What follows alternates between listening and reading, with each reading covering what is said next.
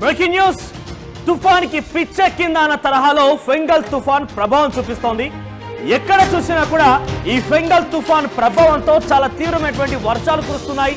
ఈ వర్షాల కారణంగా తెలుగు రాష్ట్రాలే కాదు ఉత్తరాదిన ఒడిశా ఇతర రాష్ట్రాలకు కూడా ప్రభావం చూపిస్తోంది.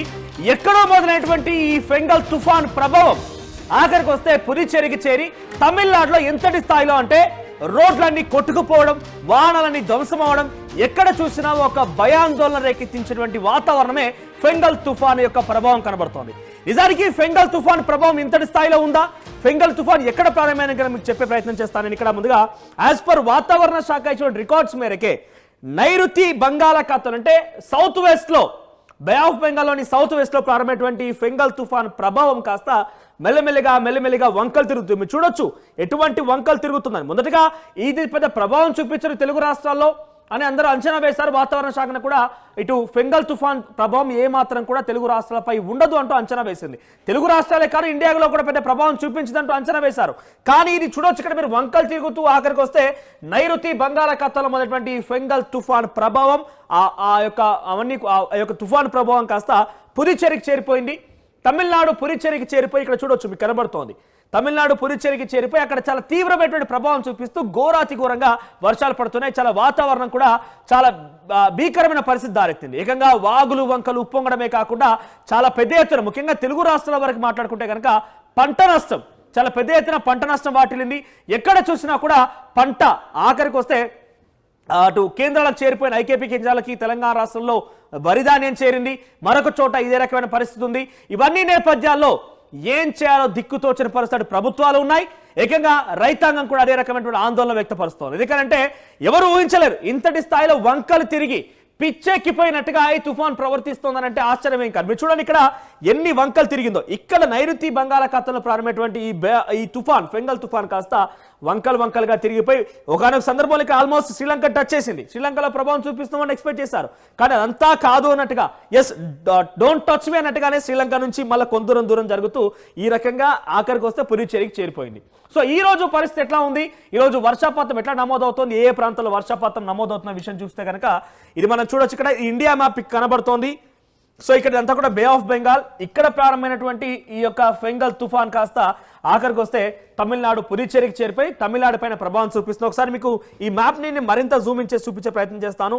సౌత్ ఇండియా వ్యాప్తంగా ఎక్కడెక్కడ వర్షపాతం నమోదవుతుంది, ఎటువంటి సిచ్యువేషన్ ఉందని చూస్తే కనుక ఇక్కడ చూడండి ఆంధ్రప్రదేశ్, నెల్లూరు, కడప, తిరుపతి, వెల్లూరు, ఇక్కడ చెన్నై, కుడలూరు, తమిళనాడు, ఈ ప్రాంతాలు బెంగళూరు, మైసూర్, కోయంబత్తూరు, అనంతపూర్, ఈ ప్రాంతాలు చూడండి. ఇక్కడ కనిపించేదంతా ఈ బ్లూ కలర్ లో కనిపించేదంతా కూడా ఫెంగల్ తుఫాన్ ఎఫెక్టే.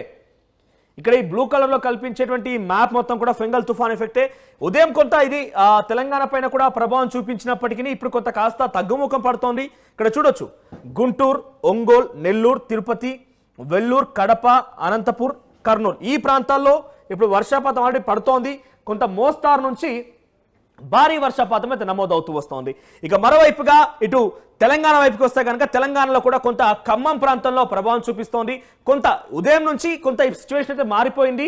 ఇది కొంతగా ప్రభావం తగ్గుముఖం పడుతూ వస్తోంది. సాయంత్రం కల్లా ఇది క్లియర్ అయ్యే అవకాశం ఉన్నట్టుగా పెద్ద ఎత్తున వాతావరణ శాఖ అంచనా వేస్తోంది. కానీ ఇది ఏ సమయానికి తగ్గుముఖం పడుతోంది ఏందని కొంత డిక్లేర్డ్ గా చెప్పలేకపోతున్నారు వాతావరణ శాఖ. ఎందుకంటే మనం చూసాం ఎన్ని వంకలుగా తిరిగి తుఫాన్ అనేది ఇక్కడ చేరుకుందనేది. మరోవైపుగా ఇక్కడ ఫెంగల్ తుఫాన్ ఎఫెక్ట్ ఆల్రెడీ సరాసరిగా కనబడుతోంది కాబట్టి ఇక్కడ వర్ష ప్రభావం ఉంది అంటే ఓకే. కానీ ఈ తుఫాన్ ప్రభావంతో 1700 కిలోమీటర్ల దూరం ఉన్నటువంటి ఒడిశా పైన కూడా ఈ ప్రభావం చూపుతోందని చెప్పి వాతావరణ శాఖ అంచనా వేస్తోంది. మీరు చూడొచ్చు ఇక్కడ థిక్ బ్లూలో మీకు స్క్రీన్ పైన కనిపించేదంతా కూడా అది ఫెంగల్ తుఫాన్ ఎఫెక్టే. సో ఇటు కర్ణాటక ప్రాంతంలో, తమిళనాడులో, అదేవిధంగా బెంగళూరు, ఆంధ్రప్రదేశ్, తెలంగాణలోని కొన్ని ప్రాంతాల్లో ఉదయం నుంచి కూడా ఇప్పుడు సిచ్యువేషన్ మారిపోయింది. కానీ ఉదయంలో చాలా తీవ్రంగా ఉండేది.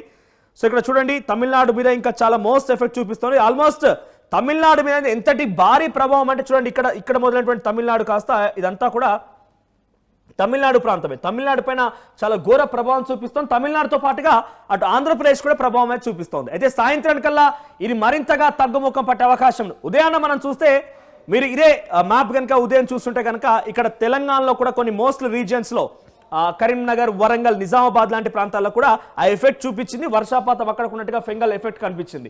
కానీ ఇప్పుడు కొంత సమయం కావస్తున్న కొద్ది ఇప్పుడు సమయం ఆల్మోస్ట్ గా 12 కావస్తోంది కాబట్టి తగ్గుముఖం పట్టింది. ఇది సాయంత్రానికల్లా మరింతగా తగ్గుముఖం పట్టే అవకాశం ఉంది. కానీ ఫెంగల్ తుఫాన్ అయితే నిజంగానే మతిపోగొట్టొస్తోంది. ఎక్కడ ఎటువంటి పరిస్థితుల్లో ఏ రకంగా మారుతుందో అర్థం కాని పరిస్థితి నెలకొంది. RTV యాప్ వార్తల్ని క్షణాల్లో చదివే అవకాశం ఉంటుంది. ఒక న్యూస్ పేపర్, ఒక టెలివిజన్ ఛానల్ మీ చేతుల్లో ఎప్పుడూ ఉంటాయి.